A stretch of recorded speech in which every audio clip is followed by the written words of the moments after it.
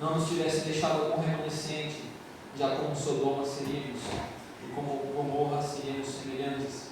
A Bíblia vai nos falar, irmãos, no livro de Isaías, que o Senhor traz uma exortação ao seu povo e um castigo, porque dentro de Judá agora o povo havia se corrompido nos tempos de Uzias, de Jotão, de Acás, e somente quando Ezequias então se levanta como rei, ele traz uma conversão ao povo.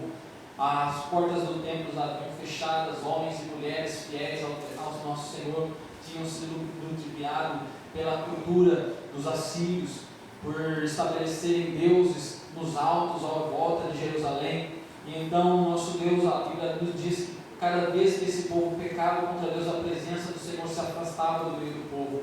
Mas nós vemos aqui que dentro de um povo que estava totalmente caído, dentro de um povo que estava totalmente ludibriado, mesmo dentro de um povo que a espiritualidade do Senhor estava muito baixa devido à adoração a outros deuses, mas haviam dentro de Jerusalém ainda verdadeiros adoradores, ainda havia dentro de Jerusalém os remanescentes do Senhor. E então, quando eu estava aqui ouvindo a mensagem do pastor no sábado, ele pregava sobre o Rei Manassés, sobre os acontecimentos que haviam ali dentro de Jerusalém, e o Senhor tocava no meu coração sobre os remanescentes, e eu falei: Senhor, por que o Senhor está trazendo à tona os meus pensamentos sobre os remanescentes? Eu não consegui entender, eu fui para casa, comecei a estudar a respeito dos remanescentes, e quando eu entrei lá dentro do Google, e sobre a tradutora nos diz, a internet nos diz que remanescentes no dicionário ele significa aquele que permanece. E na Bíblia, remanescente significa aquele que sacrifica, aquele que permanece firme. E nós vemos então que quando o Senhor começou a falar no meu coração, após o culto, o pastor me chamou e falou assim: na terça-feira tem como você trazer a palavra? Eu falei: tem, pastor, graças a Deus quiser, eu estarei trazendo a palavra. E quando eu fui orar a Deus, pedi: Senhor, me dá uma palavra. O Senhor tocou no meu coração a respeito dos remanescentes novamente.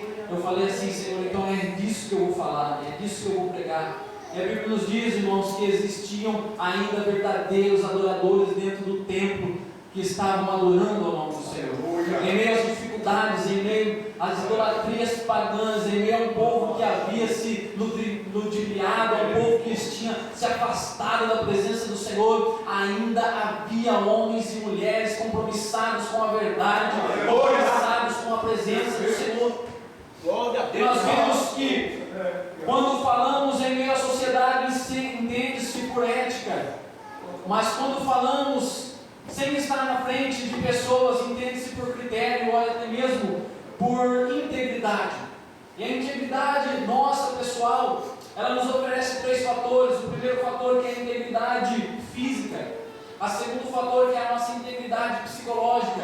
E o terceiro fator, que é a nossa integridade espiritual. A nossa integridade física nos demonstra as pessoas de 2 formas: do lado humano e do lado espiritual, de como nos vestimos, de como nos portamos, de como somos, de como andamos. Esta é a nossa integridade física. E a nossa integridade psicológica é quando entramos dentro da casa do Senhor. Existem pessoas que estão aqui dentro, mas não sabem, não têm certeza se Deus é na vida dela. Ainda pensam: eu estou indo para a igreja, mas eu não sei se Deus está comigo. Um pensamento psicológico, um pensamento de homens lá fora que não tem um pensamento direto, pessoas que fazem sem pensar. É psicológico, é uma integridade psicológica. E a terceiro ponto, então, é a integridade espiritual. Existem pessoas que entram dentro da igreja, mas que não choram mais, que não oram mais, estão aqui só por estar, mas não sentem mais a presença do Senhor. A integridade, esta integridade, desses 3 fatores, Israel tinha perdido a integridade com o Senhor. Ele perdeu a integridade física, perdeu a integridade psicológica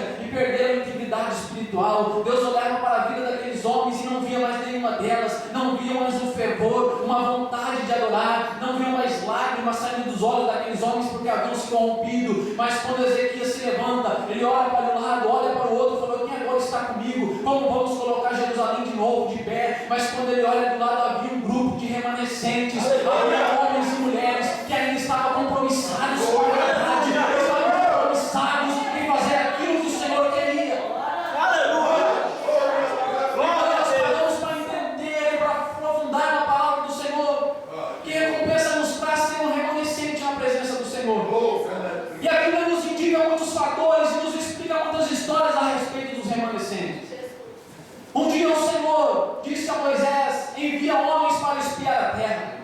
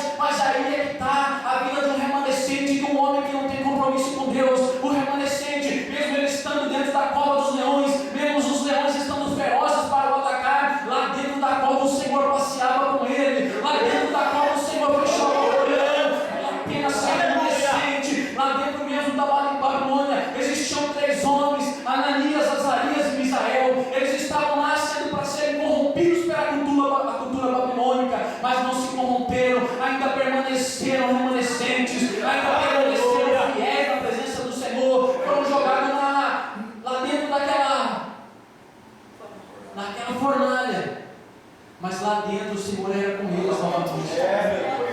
Vale a pena sermos remanescentes. Vale a pena sermos fiéis do Senhor.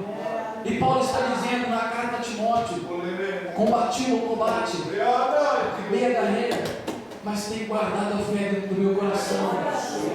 Passei por dificuldades. Em 2 Coríntios capítulo 12 ele está dizendo: por 3 vezes sofri naufrágios, por tantas lutas, tantas dificuldades, foi-me dado uma espinho na carne, mas ainda eu existo remanescente na presença do meu Deus, ainda eu permaneço fiel na presença do meu Deus. Glória a Deus.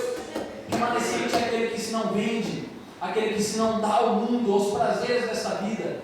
E nós, como servos do Senhor, nesta noite temos que estar preparados, temos que estar prontos a falar para o Senhor: Senhor, eis-me aqui ainda, mesmo em uma terra, em meio ao mundo, ao islamismo que se levanta para matar os cristãos, para destruir a igreja do Senhor. Mas quando o Senhor olhar para nós, Ele está querendo dizer: ainda existe um povo no ar, um povo remanescente, ainda existe um povo que de terça-feira dobra o joelho à noite para orar, ainda há um povo verdadeiro que adora o nome do Senhor. Esses eram os remanescentes da casa do Senhor.